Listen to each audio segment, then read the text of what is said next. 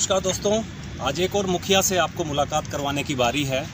और वो मुखिया ये कहता है कि अगर आपके परिवार में हरित सदस्य ना हो तो आपका परिवार पूरा नहीं होता। हरित सदस्य का मतलब है मेरे पीछे दिखाई देने वाले ये पेड़ पौधे। अगर आपके परिवार में एक ऐसा कोई सदस्य नहीं है तो आपका परिवार पूर्ण नहीं है। ये कहना है डूंगर कॉलेज के असिस्टेंट प्रोफेसर श्याम सुंदर जानी का। आपने नाम इनका पहले भी सुना होगा, सोशल मीडिया पर सुर्खियों में रहते हैं अपने तरह तरह के इनोवेशंस को लेकर, पेड़ पौधों को लेकर। डूंगर कॉलेज में एक बहुत बड़ा उपवन इन्होंने बना रखा है और उस उपवन को देखने के लिए राज्य के वन मंत्री जैसे जो शख्स हैं वो यहाँ पर अब तो आने लगे हैं। हमने भी सोचा क्यों ना श्याम जी से बात की जाए और कुछ ऐसे मुद्दों पे बात की जाए जो उन्होंने भी नहीं बताए और अभी तक वो हम सब लोगों की नज़रों से दूर हैं। एक मुद्दा उनसे बातचीत करते करते ये हैं श्याम जी जो इस वक्त मेरे साथ में हैं। हरित प्रणाम। और ये अभिवादन इनका तरीका होता है हरित प्रणाम का। तो आप इससे अंदाज़ा लगा सकते हैं कि जो व्यक्ति हरित प्रणाम बोल रहा है उसके लिए पेड़ पौधों की कितनी महत्ता है। श्याम जी से बातचीत में पता चला कि इनसे जब ये पढ़ते थे तब एक नीम की दोस्ती हुआ करती थी। ये नीम, ये देखिए आप, ये इस तरह का नीम जो है, नीम का पेड़, वो इनका दोस्त हुआ करता था। और उसके अंदर एक बीमारी लगी। उस बीमारी लगने के बाद में इन्होंने अपने चाचा से पूछा कि बीमारी लगी है, इसमें क्या करूं। तो चाचा ने कहा कि नरमा में जो स्प्रे करते हैं वो स्प्रे कर दे। और इन्होंने अनजाने में वो स्प्रे की पूरी बोतल उस नीम में उड़ेल दी और बाद में वो नीम ख़त्म हो गया। अब जब नीम ख़त्म हुआ तो जो चूँकि श्याम जी का दोस्त था तो इनको काफ़ी पीड़ा हुई। इनको अपराध बोध हुआ कि मुझसे एक प्राणी ख़त्म हो गया। वो प्राणी जिसको ये अपना दोस्त मानते थे, अपने परिवार का सदस्य मानते थे। तो यहाँ से कहानी शुरू हुई। बाकी की कहानी श्याम जी की जुबानी हम सुनेंगे। श्याम जी, आपके वीडियोस बहुत देखे हैं। आप कभी इस पौधे पर उस पौधे की शाखा लगाते हुए दिखते हैं, कभी खेजड़ी के अंदर इनोवेशन कर रहे हैं, कभी झाड़ी को खाई एप्पल बना रहे हैं। ये क्या है? क्यों नीम से ही शुरू की जाए? आपके दोस्त की कहानी से क्या कहानी थी? जैसा कि आपने बताया, एक नीम का पौधा था और वो मेरी अज्ञानता की वजह से ही मैंने उसे जला दिया था। और उसने मेरे मन में एक सेंस ऑफ गिल्ट पैदा किया और उस सेंस ऑफ गिल्ट ने मुझे जो है वो इस रास्ते के ऊपर आगे बढ़ने में मदद की। और उसी से आज भी मैं प्रेरणा लेता हूँ। और बेसिकली ये जो आपने बताया कि एक से दूसरे पौधे के ऊपर बडिंग और दूसरे जो मैं प्रयोग करता हूँ या उनकी जड़ से संबंधित प्रयोग करता हूँ, वो मैं इसीलिए करता हूँ कि वो जो मेरे अंदर उस समय जो अज्ञानता का भाव था, उस भाव को मैं धीरे धीरे कुरेद के बाहर निकालूं। तो जितना जितना जानकारी जाती चली जाएगी उतना उतना वो अज्ञानता दूर होती चली जाएगी। तो ये बीइंग ए टीचर भी हमारा काम पढ़ना और पढ़ाना है, सीखना और सिखाना है। अच्छा, एक अज्ञानता की वजह से आपने उस हरित सदस्य को खो दिया, उसके बाद में आपने सैकड़ों हरित सदस्य तैयार कर लिया आपके परिवार में। आइए आपके ये हरित सदस्यों से मिलते हैं, मुलाकात करते हैं। और शायद मैंने तो ये भी सुना है कि पेड़ पौधे बातें भी करते हैं। जी बिल्कुल। ये हमारे प्रोफेसर जे.सी. बोस साहब ने बहुत पहले इस बात को वैज्ञानिक रूप से प्रमाणित कर दिया था। और मैं खुद इस चीज़ को अनुभव करता हूँ। हालांकि मुझे इसको मापने के मेरे पास में इंस्ट्रूमेंट नहीं है, किंतु आजकल तो बहुत सारी चीज़ें ऐसी है। सीक्रेट लाइफ ऑफ प्लांट्स नाम से एक पुस्तक है, उसमें भी बहुत खूबसूरती से इस चीज़ का वर्णन किया गया है। और ये जो पेड़ है, जब आप इनको टच करते हैं, एक शब्द है जापान के अंदर शिनरिन योकू, जिसका मतलब होता है फॉरेस्ट बाथ, जंगल स्नान। तो उसमें भी वो ये कि जब भी लिविंग बीइंग कोई कांटेक्ट में आता है पेड़ के, तो वो उसके ऊपर केमिकल और फिजिकल चेंज प्रोड्यूस करते हैं। तो निश्चित रूप से ये इंटरेक्ट करते हैं। मैं जब इनसे मिलता हूँ, इनको टच करता हूँ, तो मैं इस चीज़ को महसूस करता हूँ कि ये मेरी भावनाएं हैं, उनको समझ रही हैं। ठीक है, आपके इस उपवन में आपके कितने हरित दोस्त बन चुके हैं? कितने सदस्य आपके इस परिवार में शामिल हो चुके हैं? कभी संख्या गिनी उनकी या नौबत नहीं आई? मोटा मोटी जो है वो, चूँकि मैं यहाँ रोज़ शाम यही व्यतीत होती है, तो इसमें करीब 90 किस्मों के 3000 पेड़ हैं वो हमारे इस डूंगर कॉलेज के हरित सदस्य है। और हमने जो गांधी जी का शांति और अहिंसा का रास्ता है, उसके ऊपर गांधी संस्थागत वन, और इसका एक हमने नाम रखा है छोटा ओरण, जो कि हमारे यहाँ लोक संस्कृति का एक समृद्ध हिस्सा था और वो लुप्त हो गया। तो मतलब आपके काफ़ी सदस्य हैं। अच्छा सर, आप ये बताएं कि साइंटिफिक तरीके से आपने, जैसे बडिंग का आपने जिक्र किया, आप झाड़ी की बात कर रहे थे, मैं उस झाड़ी के पास भी चलना चाहूँगा। और जो आमतौर पर अपने किसानों के पास में बेर की झाड़ी होती है, खेतों में होती है, उसको आपने किस तरह से डेवलप किया और उसके क्या फ़ायदे हैं? देखिए, ये जो दोनों तरह की झाड़ियां हैं, ये टहनी नीचे से हमने जानबूझ के रख रखी है ताकि तुलना के लिए दिखाया जा सके। ये हमारी साधारण झाड़ी है जिसको अपन पाले वाली झाड़ी कहते हैं। अभी इस पे छोटे बेर लगने शुरू हो गए, पत्ते हैं, कांटे हैं। इसी के ऊपर इन सीटू बडिंग हो जाती है और बडिंग के बाद में आप ये देखिए इस तरह से इतने बड़े इसके पत्ते हो जाते हैं, एक भी कांटा नहीं है इसके ऊपर पूरी टहनी पे कहीं भी, और बड़े इस साइज के बड़े बेर लगते हैं इस पे, छोटी गुठली और ज्यादा गूदा। तो 2-4 बेर खाने पे ही हमारा मतलब पेट थाई एप्पल ऑलरेडी जो मिलता है अपने को बाजार में या आप खेतों से लाते हैं, उससे ज्यादा कहीं मीठा होता है। ये इस वजह ये है कि इसके ऊपर बडिंग की है। बिल्कुल, इसके ऊपर बडिंग, अगर हम इसको बहुत साधारण भाषा में समझाएं तो जैसे हमारे यहाँ मतीरा होता है, ककड़ी होती है, उसको जैसे पानी लगाओगे फीका हो जाएगा, वो बारानी रहता है, उसमें मिठास होती है, तो ये बारानी मतीरा है, यूँ मान लीजिए आप। बारानी मतीरा है। हाँ इस तरह से इस थाई एप्पल की अब जो है आगे हो जाएगी। अच्छा डॉक्टर साहब, और किस तरह के पेड़ पौधे हैं आपके जो विषम परिस्थितियां, मतलब राजस्थान की अपने इलाके की विषम परिस्थितियां हैं, परंतु उनको आसानी से लगाया जा सकता है और किसानों को आर्थिक फायदा भी उससे हो? उसके लिए एक तो ये खेजड़ी, जो कि खेजड़ी और झाड़, ये 2 पेड़ ऐसे हैं जो हमारे मरुस्थल की लाइफ लाइन है, जीवन रेखा है। खेजड़ी के अंदर हम ये देख रहे हैं कि एक जो बड़ी समस्या आती है वो ये आती है कि सांगरी तोड़ने में बड़ी दिक्कत होती है, ऊपर चढ़ना पड़ता है। हर साल ऐसे 10 केस भी होते हैं कि गिरने से चोट आ जाती है। तो हम खेजड़ी के ऊपर छोटी स्थिति में ही उसके ऊपर बड कर दें, जैसे इस पे हमने यहाँ पे बडिंग की है। ये तो बडिंग करने के बाद में इस पे आज 4 साल हो गए, इस पे सांगरी लगती है। मतलब बडिंग वाला जो हिस्सा पहले का जो पुराना था ये कंटीला है और ये इसमें एक भी कांटा नहीं है, इसमें कुछ भी ऊपर नहीं। बडिंग करने के बाद में एक भी कांटा नहीं है और जी। इसकी जो सांगरी लगेगी वो उच्च क्वालिटी की लगेगी, जिसको हम न केवल तोड़ने में आसानी होगी बल्कि खाने में भी वो स्वाद होगा। बिल्कुल जी। और इसका जो लूंग है, जो पशु चारे में यूज करते हैं, तो कांटे होते हैं तो आप तोड़ नहीं पाएंगे, आपकी चमड़ी फट जाएगी। इसको आप कैसे ही पकड़े, चाहिए इसमें कहीं एक भी कांटा नहीं है, तो लूंग आसानी से उतर जाता है। अच्छा, इसको लगाने का तरीका क्या, सामान्य किसान भी इसको इस तरह से बडिंग कर सकता है? बिल्कुल कर सकता है। मैं छोटे छोटे वीडियो बना करके चढ़ाता हूँ। अभी मैंने झाड़ी का जो वीडियो चढ़ाया उसके बाद में मेरे पास में सैकड़ों लोगों की फोटो आई कि ये सर हमने बड किया है और ये अब हमारा बड फूट गया मतलब है। खेत में सामान्य तौर से जो खेजड़ी उगी हुई होती है जी, जो कांटेदार होती है, उसके ऊपर आप इस तरह की बडिंग कर दें तो बाद में वो उसकी सांगरी भी उच्च क्वालिटी की होगी, साथ में उसमें कांटे भी नहीं होंगे और साथ में उसके जो पत्ते जिसे पालर बोलते हैं अपन, ये भी उसमें खाने के लिए अपने को बहुतायत से पशुओं के लिए मिल जाएगी। जी, तो जी। ये खेजड़ी का इनोवेशन, क्या आपने इस बात को कृषि वैज्ञानिकों तक, वन विभाग तक या राज्य के वन मंत्री जब वो खुद यहाँ पर आ गए थे तो उनका क्या मानस था आपकी इस प्रयोग को देखने के बाद? वो बड़े उत्साही हुए और हमारे जो पिछले मुख्य वन संरक्षक थे M.K. अग्रवाल जी, उन्होंने मुझे प्रस्ताव भी दिया था कि देशनोक और नोखा के बीच में कहीं उन्होंने एक पैच लगाया है खेजड़ी का, और उन्होंने ये कहा था कि आप हमारे जो विभाग के व्यक्ति हैं उनको सिखाएं ये बडिंग करना, ताकि हम भी इस तरह से बड करें। हालांकि वो बाद में सिरे नहीं चढ़ पाया क्योंकि बीच में कोरोना काल आ गया, वरना हमें इस बार अप्रैल में उसको करना था। नहीं, ये जो कीकर लगाते हैं वन विभाग वाले और जो किसी काम के भी नहीं हैं, किसानों को परेशान भी करते हैं, फसलों का भी नुकसान करते हैं, क्या वन मंत्री जी जब यहाँ आए थे तो क्या आपने सुखराम जी बिश्नोई को ये बताया था कि इस तरह से करने से ये चीज़ें हो जाएगी? बाद में उस चीज़ का असर क्या रहा?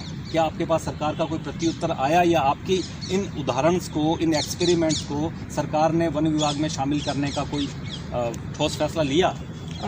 ये मंत्री महोदय से इस सारे मुद्दों पे बड़ी तफसील से बात हुई थी और उन्होंने इसको अप्रिशिएट भी किया, एंडोर्स भी किया, और उनके साथ में जो थे CCF साहब और दूसरे जो CF और DFOs, उन सब को उन्होंने ये कहा भी कि ये जो इस तरह से यहाँ एक्सपेरिमेंट हो रहा है, इस एक्सपेरिमेंट को आप लोग सिर्फ खेजड़ी और झाड़ी का नहीं, और भी जो बहुत सारे एक्सपेरिमेंट यहाँ हो रहे हैं, इन सब को आप अपनी विभागीय कार्य योजना का हिस्सा बनाएं और ये टोटलिस और जूली फ्लोरा है इसको हटाएं। और मंत्री महोदय ने मुझे ये भी बताया कि उन्होंने एक अधिकारियों का एक टीम गठित की है और उनको ये रिपोर्ट करने के लिए कहा है कि पूरे राजस्थान से हम पहाड़ी कीकर जो प्रोसोफिस जूली फ्लोरा है इसको हटाएं, तो इसको कैसे हटाएं?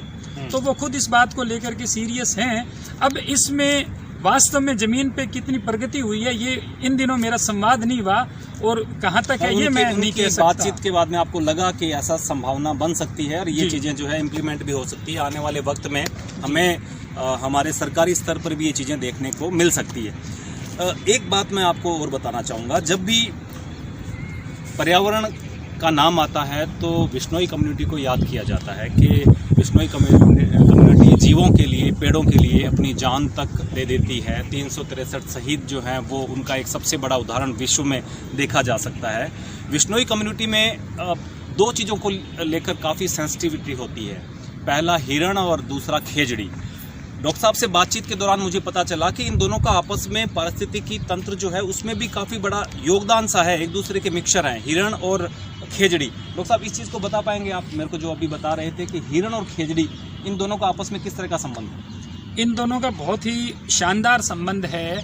हिरण जो होता है उसकी बाइट का प्रेशर कम होता है, तो वो जो खोखे खाता है, खेजड़ी के पके हुए फल जिनको हम स्थानीय भाषा में खोखा कहते हैं, वो जब वो खाता है तो उसके बीज उसकी जाड़ के नीचे आने के कारण टूटते नहीं है और वो उसकी मींगनी के साथ में निकल जाते हैं साबुत, और फिर वो जहाँ जहाँ घूमता है, मींगनी करता है, वहाँ पे वो उग जाते हैं। जहाँ पे हिरणों के आपको स्वच्छंद झुंड मिलेंगे वहाँ पे आपको अच्छी वैरायटी की खेजड़ी मिलेगी, क्योंकि होता क्या है कि पशुओं में हमारे मुकाबले बेसिक इंस्टिंक्ट, सहज प्रवृत्ति होती है। उस सहज प्रवृत्ति के कारण उनको ये पता होता है कि किस खेजड़ी के कितने अच्छे खोखे हैं, तो वो अच्छे खोखे खाता है। अब हम बात करें कि जैसे हिरण की बाइट का प्रेशर कम होता है, इतना ही कम प्रेशर भेड़ और बकरी की बाइट का भी होता है, तो वो भी तो खेजड़ी के प्लांटर हैं, वो हैं, किंतु वो डोमेस्टिकेटेड एनिमल है। तो उनका मूवमेंट है वो फ्री मूवमेंट नहीं है, रेस्ट्रिक्टेड है। मेरे पास भेड़ है तो वो वहीं जाएगी जहाँ मैं ले जाना चाहूँगा, हिरण वहाँ जाएगा जहाँ उसकी मर्जी है। तो इस कारण से हिरण जो है वो हमारे रेगिस्तान में खेजड़ी का सबसे बड़ा प्लांटर है, जाड़ का सबसे बड़ा प्लांटर है। तो और खेजड़ी है वो हमारे यहाँ की जीवन रेखा है मरुस्थल की। मतलब हिरण की जो मींगनियां हैं उनको किसान अपने प्लांटेशन के लिए भी इस्तेमाल कर सकते हैं। एग्जैक्टली, जहाँ बड़े अच्छे खेजड़ी है उनके नीचे हिरण जहाँ भी बैठा हो और उसकी मींगनी हो, तो किसानों को ये चाहिए कि वो अप्रैल लास्ट मई स्टार्ट में बारिश से पहले क्योंकि बारिश के बाद खोखा उसका बीज खराब हो जाता है, तो वो जहाँ जहाँ खेजड़ियों के नीचे या हिरणों की अलग अलग जहाँ टोलियाँ बैठती है उनकी मींगनी इकट्ठी करें और उनको कतार से खेत में लगा दें, ताकि वो जुताई करते वक्त भी डिस्टर्ब नहीं करे। उत्तम किस्म की खेजड़ी है वो किसान ले सकता है। जी डॉक्टर साहब, ये तमाम जो बातें हैं आप पिछले काफ़ी अरसे से सोशल मीडिया पर पेड़ों को बचाने के लिए, पेड़ों को उगाने के लिए आप मुहिम चला रहे हैं। कितना फ़र्क लगता है आपको जब आप लोगों से मिल रहे हैं, या आपकी जो मुहिम है कितनी सफल हो पाई? मेरे व्हाट्सएप के ऊपर मैंने स्टेटस लिख रखा है। एक मित्र थे, उनका एक बार मैंने देखा तो उस पर लिखा हुआ था कि कोई फ़र्क नहीं पड़ता। तो मुझे ये बात बड़ी अजीब लगी और मैंने एक लाइन मेरे मन में आई और मैंने वो लाइन लिख ली, फ़र्क पड़ता है लेकिन कोशिश करने से। और वही मेरा स्टेटस है, मैं वही रखूँगा हमेशा। और एक चीज़ जो मैंने गांधी भगत सिंह से सीखी वो ये सीखी कि आपको गांधी और भगत सिंह दोनों, तो इनसे जो मैंने एक जो कॉमन चीज़ थी वो ये थी कि इन दोनों का इस बात पे आग्रह था कि आपको परिवर्तन देखना चाहते हो दुनिया में तो शुरुआत खुद से कर लो। और मैंने बस एक ही इसकी सफलता का सूत्र है कि मैंने शुरुआत खुद से की और फिर एक्सपेक्ट की। और एक शिक्षक की सबसे बड़ी शक्ति होती है उसके विद्यार्थी। संयोग से इस कॉलेज में पढ़ने वाले 80% स्टूडेंट गांव के हैं, किसान समुदाय से हैं। उनके माध्यम से ये आज कारवां बन गया और ये भी पूरा सफल है। जब 2003 में मैंने शुरू किया था तब बारिश के सीज़न में अखबार में आप लोग छापते थे, आपके मित्र, एक आध कोई नेता या सेलिब्रिटी वो बेमुश्किल यूँ पौधे के पास में खड़े होकर के फ़ोटो खिंचाते थे। आज आप देखिए कि ये जो 3-4 महीने का समय होता है इसमें हर अखबार 20-30 प्लांटेशन इवेंट से भरा रहता है। जन्म हो, मृत्यु हो और खुशी का माहौल हो, हर आदमी के मन में आएगा कि पेड़ लगाना है। तो ये धीरे धीरे हो करके आज, और मेरे जो स्टूडेंट जो अलग अलग सेक्टर्स में काम करते हैं वो देश भर में कहीं भी हैं, वो लगातार इस चीज़ को चला रहे हैं। जो शिक्षक साथी है किसान कम्युनिटी के पर्टिकुलरली, और इन सालों में किसानों के बच्चे वो बड़ी तेज़ी से आए हैं एजुकेशन में, वो इसको बहुत तेज़ी से ले करके चल पड़े हैं। आपने कहा कि इस उपवन को शुरुआत करने के लिए जब जालियां भी नहीं थी आवारा पशुओं से, निराश्रित पशुओं से बचाने के लिए, तब आपने यहाँ के उद्योगपति जो समाजसेवी भी हैं राजा राम जी धारनिया, उनकी द्वारा दी गई जालियों को, टूटी फूटी जालियों को जोड़ा और इस उपवन को तैयार किया। ऐसे कई लोग आपकी मदद करते होंगे, तो क्या ये भी माना जा सकता है कि अगर हरित क्रांति के रूप में कोई काम कर रहा है तो उसको सहयोग मिलेगा? आप अकेले नहीं, आपको सहयोग देने के लिए लोग हैं, बस आपको शुरुआत करने की ज़रूरत है। ये बिल्कुल आपने सही कहा। जब मैंने शुरुआत की तो आजकल वो एडिशनल पीसीसी है श्री S.K. दुबे जी, राजस्थान के वन विभाग में उनका बड़ा नाम है और बड़े ईमानदार और समर्पित अधिकारी है अपने महकमे के प्रति। उन्होंने वो मेरे फादर के दोस्त हैं, तो उन्होंने मुझे ये कहा था कि श्याम सुंदर, जब तुम 5 लाख पौधे लगा लोगे ना, उसके बाद में समाज तुम्हारे पीछे खड़ा हो जाएगा। तो उस समय मैं बच्चा ही था, आया ही था जॉब में, तो मेरी समझ में नहीं आया कि ये 5 लाख का आंकड़ा क्यों दे रही हैं और उससे क्या ऐसा हो जाएगा। पर अब मैं ये महसूस करता हूँ कि उनकी जो बात थी वो बड़ी सही थी। और मेरे पास में अब साल भर में बहुत सारे लोगों के फ़ोन आते हैं देश भर से, और वो ये कहते हैं कि हम आपको आर्थिक मदद करना चाहते हैं। हालांकि मैं मेरी सैलरी से ये कर रहा हूँ, ठीक है, मेरा काम चल रहा है, तो मैं उन्हें ये निवेदन कर देता हूँ कि आप सिर्फ बीकानेर को पेड़ों की ज़रूरत हो तब तो मेरे पास भेज दें, आप जहाँ रहते हैं वहाँ उससे लगाएं। यह मैं कर रहा हूँ। और अभी आप देखिए कि ये मैंने जब शुरुआत की तो मैं अकेला था। आज अभी 4-5 महीने पहले हम 10-12 लोगों ने ग्रुप बना लिया है, क्योंकि 7 साल से मैं इसको वेतन मेरे पास से दे रहा हूँ, इसको खड़ा कर लिया है। पर अब मैं ये चाहता हूँ कि ऐसे उपवन जगह जगह हो। डॉक्टर शंकर जी भी आपके ग्रुप के सदस्य हैं? शंकर जी जो हैं वो ग्रुप के सदस्य हैं, वो अलग रूप में ग्रुप के सदस्य हैं। मतलब उसके अलग अलग, मतलब इसमें 3-4 हैं। एक तो कुछ लोग वो हैं जो मैंने जो भी थोड़ी बहुत मुझे जानकारी है वो मैं शेयर करता हूँ और उसको अपनी जगह वो उसको खड़ा कर रहे हैं। तो शंकर जी उन लोगों में से हैं जो गड़साना क्षेत्र में उन्होंने एक पर्यावरण चेतना की और जो अपने मेडिकल कॉलेज के अंदर एक ऑक्सीजन जोन उन्होंने पूरा ऑक्सीजोन के नाम से एक डेवलप करने में वो अग्रणी लोगों में से है। तो वो एसोसिएटेड है, वो एक अलग विंग है, उसमें काम कर रही हैं। डॉक्टर साहब, कुल मिलाकर आपका उपवन देखा, आपकी भावनाओं से रूबरू होने का मौका मिला, और इस वीडियो के माध्यम से मैं इन तमाम लोगों से ये भी आशा करता हूँ कि जैसा कि डॉक्टर साहब ने पहला कहा, आपके परिवार में अगर कोई हरित सदस्य नहीं है तो आपका परिवार अधूरा है। तमाम विश्व की संस्थाएं ये कहती है कि आप पौधारोपण करिए, पर डॉक्टर साहब खाली पौधा लगाना ही पर्याप्त नहीं है, पौधे को बचाना, बड़ा करना, ये ज़्यादा महत्वपूर्ण नहीं हुआ? बिल्कुल, आपने बहुत ठीक कहा। देखिए, मैं तो हमेशा ये कहता हूँ कि आप पौधा तभी लगाएं जब उसको पेड़ बनाने का सामर्थ्य और निश्चय आप में है। वो नहीं है तो आप अपना टाइम मत खराब करो, उस बेचारे रूख को भी मत जलाओ। ये जो बार बार मैं निवेदन करता हूँ कि हरित सदस्य बनाएं, वो इसीलिए कि आज मैं मेरे परिवार से 200 किलोमीटर दूर बैठा हूँ। फिजिकली दूर होने के बावजूद मैं इमोशनली कनेक्टेड हूँ। क्यों? क्योंकि मैं उस फैमिली का हिस्सा हूँ। तो जब पेड़ घर में आएगा तो संवेदनाएं जुड़ेंगी उससे। जैसे संवेदनाएं जुड़ेंगी तो फिर बाहर का पेड़ भी होगा तो हमें लगेगा कि चेतना है, क्योंकि ये हमारे वाले जैसा है। तो होता क्या है कि मैं बात आपसे कर रहा हूँ, तोड़ इसको रहा हूँ। जैसे ही मेरे अंदर पेड़ पनप जाएगा तो मैं इसको प्यार करूंगा, तोड़ूंगा नहीं। तो वो संवेदना परिवार में आती है। अगर ये आपके परिवार का सदस्य है तो आप इसे नुकसान नहीं, फायदा पहुंचाने का ही प्रयास करेंगे, और यही प्रयास श्याम सुंदर जी जानी का है। इनसे सीखने को बहुत कुछ मिल रहा है। एक व्यक्ति के आसपास धन दौलत पैसा ही सब कुछ नहीं होता। अगर उसका आत्मसंतुष्टि उसे अगर होती है किसी काम को करने से, तो वो अपने आप में परिपूर्ण हो जाता है। आपके परिवार का सदस्य एक हरे रंग का भी हो, यानी एक पेड़ भी हो, और वो भी आपसे जो है फल रहा हो, फूल रहा हो, तो निश्चित रूप से वो आपकी पुरखों को भी फलने फूलने का मौका देगा। इसलिए डॉक्टर श्याम सुंदर जानी के इस वीडियो के माध्यम से आप तमाम लोगों से अपील की जाती है कि आप अपने परिवार में एक हरित सदस्य को शामिल करिए, उसका पालन पोषण करिए, ताकि आपकी आने वाली पीढ़ियां उस पौधे की वजह से आत्मिक रूप से संतुष्ट रह सकें। इस मुखिया जी से मिलवाने का यही उद्देश्य था। इस वीडियो को देखने के बाद में अगर आपको इनकी बातें पसंद आई हो, ये वीडियो पसंद आया हो, तो इस चैनल को सब्सक्राइब और लाइक ज़रूर करें। शुक्रिया।